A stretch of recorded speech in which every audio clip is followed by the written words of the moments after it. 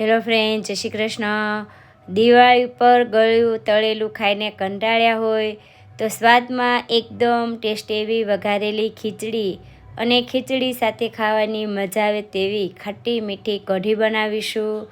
તો પરફેક્ટ માપ સાથે આજે આપણે વઘારેલી ખીચડી અને કઢી બનાવીશું. તેના માટે મેં અડધો વાટકો ખીચડીયા ચોખા લીધા છે. તમે કોઈ પણ ચોખાનો ઉપયોગ કરી શકો. તો અડધો વાટકો ખીચડીયા ચોખાની સામે અડધો વાટકો આપણે દાળ લઈશું. તો મેં મિક્સ દાળનો ઉપયોગ કર્યો છે. મિક્સ દાળમાં તુવેરની, ચણાની, મગની અને મસૂરની દાળ લીધી છે.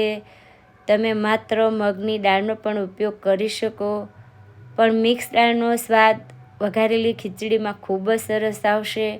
અને આ માપ બંને મેં સરખું રાખ્યું છે. તો બંનેને મિક્સ કરતાં એક વાટકો આપણા દાળ ચોખા તૈયાર થયા છે. હવે આપણે કુકરમાં લઈશું. આ બંનેને મિક્સ કરી ચોખ્ખા પાણીએથી આપણે 4 થી 5 વાર ધોઈ લેશું. તો એક વાટકો દાળ ચોખાની ખીચડીમાં 5 વ્યક્તિ ખાઈ શકે એટલી વઘારેલી ખીચડી બનીને તૈયાર થશે. તો એક વાટકો દાળ ચોખાની સામે 4 વાટકા પાણી લેશું. તો આ માપ સાથે ખીચડી છે એકદમ પરફેક્ટ બનશે. ઘણીવાર પાણી ઓછું થાય અને ખીચડી નીચે દાજી જાય, તો આ પ્રોબ્લેમ બિલકુલ નહીં થાય. તો એક વાટકો દાળ ચોખાની સામે 4 વાટકા પાણી લેવાનું છે. હવે આપણે શાકભાજી એડ કરશું. તો શાકભાજીમાં મેં કોબી, કેપ્સિકમ, ગાજર, ડુંગળી અને બટેટું એડ કર્યું છે. તો તમને જે શાકભાજી ગમતા હોય એ તમારે એડ કરવાના.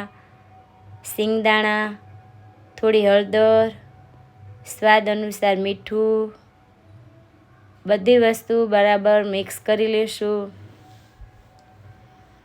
હવે કુકરનું ઢાંકણ બંધ કરી આપણે આ ખીચડીને કૂક થવા મૂકીશું. તો 3 વિસલ કરવાની છે. ગેસની ફ્લેમ હાઈ ટુ મીડિયમ રાખીશું અને 3 થી 4 વિસલ થાય ત્યાં સુધી આપણે થવા દેશું. તો 3 થી 4 વિસલ થઈ ગઈ છે. કુકરને સાઈડમાં રાખી ખીચડીનો વઘાર તૈયાર કરી લેશું. તો તેના માટે મેં એક મોટા પેનની અંદર 2 પાવડા જેટલું તેલ લીધું છે. તો તેલ ગરમ થઈ જાય એટલે રાઈ, જીરું, ગેસની ફ્લેમ સ્લો કરી દેવાની છે. લાલ મરચું, તમાલપત્ર, એક મીઠી લીમડી તીર લીધી છે. આદુ અને લસણના ટુકડા એડ કર્યા છે. એક લાલ મરચુંના ટુકડા એડ કર્યા. એક વાટકો ટામેટાના ટુકડા એડ કરીશું. મિક્સ કરી લેશું અને ટામેટાં છે એકદમ સોફ્ટ થઈ જાય ત્યાં સુધી આપણે કૂક થવા દેશું. તો એક તજનો ટુકડો અને 5 થી 6 આખા લવિંગ લીધા છે. બરાબર મિક્સ કરી લેશું.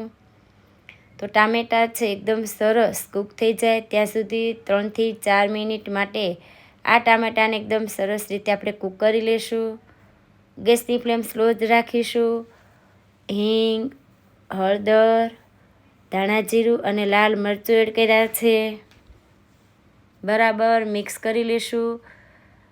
તો અડધો વાટકા જેટલું વઘારમાં આપણે પાણી એડ કરીશું અને આ વઘારને આપણે 1 મિનિટ માટે હવે કૂક થવા દેશું. 1 ચમચી ખાંડ, 1 ચમચી જેટલો લીંબુનો રસ એડ કર્યો છે. આ ખીચડી સ્વાદમાં ખાટી મીઠી હશે તો ખાવાની ખૂબ મજા આવશે. એટલે ખાંડ અને લીંબુ બંને એડ કરવાથી ખીચડીનો સ્વાદ ખૂબ જ સરસ આવશે. તો વઘાર છે આપણો તૈયાર થઈ ગયો છે અને કુકર પણ આપણું ઠંડુ થઈ ગયું. તો ઢાંકણ ખોલી ખીચડીને ચેક કરી લેશું. તો 3 થી 4 વિસલમાં ખીચડી છે એકદમ સરસ કૂક થઈ ગઈ. નીચે ચીપકી પણ નથી અને મીડિયમ એવી જ બનીને તૈયાર થઈ છે. તો બરાબર મિક્સ કરી આ ખીચડીને વઘારમાં આપણે એડ કરીશું. ગેસની ફ્લેમ અત્યારે સ્લો જ રાખવાની છે અને વઘાર સાથે ખીચડીને એકદમ સરસ મિક્સ કરી લેશું. તો આ રીતે ઉપરથી વઘાર કરવાથી ખીચડીનો સ્વાદ ખૂબ જ સરસ આવશે. તો મિક્સ કરી હવે માત્ર 1 થી 2 મિનિટ માટે જ આ ખીચડીને વઘાર સાથે આપણે કૂક થવા દેશું. તો આ રીતના વઘાર ઉપર આવે ત્યાં સુધી આ ખીચડીને કૂક થવા દેવાની છે. તો 1 થી 2 મિનિટ જેવું થઈ ગયું છે અને વઘાર પણ સરસ ઉપર આવી ગયો. ગેસની ફ્લેમ બંધ કરી ઉપર લીલા ધાણા એડ કરીશું હવે આપણે કઢી બનાવી લઈશું. તો મેં 3 વાટકા જેટલી ખાટી છાશ લીધી છે. તો 3 વાટકા જેટલી છાશની સામે 1.5 ચમચી જેટલો ચણાનો લોટ એડ કરીશું. એક આદુનો ટુકડો એડ કરીશું, એને ટુકડા કરીને એડ કરશું. તીખાશ માટે મેં 3 મરચી લીધી છે, એને આ રીતે ટુકડા કરીને એડ કરશું. આપણે બ્લેન્ડર ફેરવી લઈશું. બ્લેન્ડર ફેરવવાથી આદુ મરચી છે એકદમ સરસ ક્રશ થઈ જશે. અને તમારી છાશ જેમ ખાટી હશે એમ તમારી કઢી સ્વાદમાં ખૂબ જ સરસ બનશે. જ્યારે પણ કઢી બનાવવાની હોય ત્યારે છાશને 5થી 7 કલાક માટે રાખશો તો છાશ ખાટી થશે અને કઢી છે સ્વાદમાં ખૂબ જ સરસ બનશે.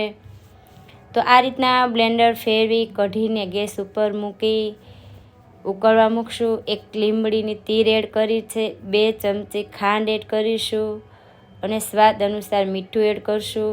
તો કઢીમાં ખાંડ જેમ ચડિયાતી હશે એમ સ્વાદમાં ખાટી મીઠી ખૂબ જ સરસ બનશે. પણ તમારી છાશ ખાટી હશે તો સ્વાદમાં કઢી છે ખાટી મીઠી બનશે. તો 2 ચમચી ખાંડ અને સ્વાદ અનુસાર મીઠું એડ કર્યા છે અને આ કઢીને 5થી 7 મિનિટ માટે ઉકળવા દેશું. તો ગેસની ફ્લેમ હાઈ રાખીને 5 મિનિટ માટે આ રીતે મેં કઢીને ઉકાળી લીધી. કઢી આ રીતની એકદમ સરસ ઘટ થઈ જાય અને ઉકળી જાય ત્યાં સુધી એને ઉકાળી કઢીને સાઈડમાં મૂકી એનો વઘાર કરી લેશું. જો ગેસની ફ્લેમ તમે મીડિયમ રાખો તો કઢીને 7 મિનિટ માટે ઉકાળવાની. તો વઘાર કરવા માટે વઘારિયામાં મેં 1 પાવડા જેટલું તેલ અને અડધી ચમચી જેટલું ઘી લીધું છે. 1 તમાલપત્રો, લાલ મરચું, 4થી 5 આખા લવિંગ, 1થી 2 મરી, 1 તજનો ટુકડો એડ કરીશું. અડધી ચમચી રાઈ અને અડધી ચમચી જીરું એડ કરીશું. તો રાઈ જીરું એકદમ સરસ તતડી જાય પછી આપણે થોડી હિંગ એડ કરીશું.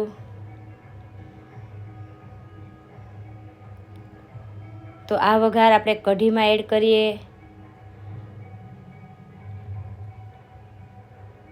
તો ગેસની ફ્લેમ એકદમ સ્લો રાખી અને આ કઢીને હવે આપણે 1થી 2 મિનિટ માટે વઘાર સાથે ઉકાળી લઈશું.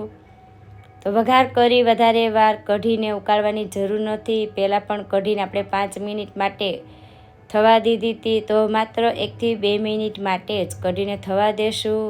ઉપર લીલા ધાણા એડ કરીએ. તો એકદમ સ્વાદમાં ટેસ્ટી એવી ખાટી મીઠી કઢી બનીને તૈયાર થઈ ગઈ છે. ખીચડી પણ આપણી સરસ સેટ થઈ ગઈ. તો એક ડીશની અંદર સર્વ કરી લેશું. જો તમારે આનાથી ઢીલી ખીચડી રાખવી હોય તો વઘાર કરતી વખતે અડધા વાટકાની જગ્યાએ તમે 1 વાટકા જેટલું પાણી એડ કરીને પણ ખીચડીને બનાવી લેશો તો ખીચડી છે એ તમારી એકદમ ઢીલી એવી બનીને તૈયાર થશે. તો એકદમ ચટપટી ખાવાની ખૂબ મજા આવે તેવી વઘારેલી ખીચડી અને સ્વાદમાં ખાટી મીઠી એવી આપણી કઢી બનીને તૈયાર છે.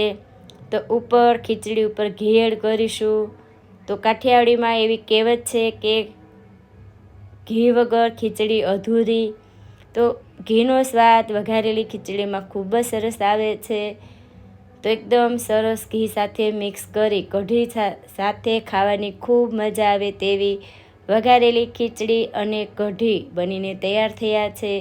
તમે પણ એકવાર આ રીતે ચોક્કસ ટ્રાય કરજો.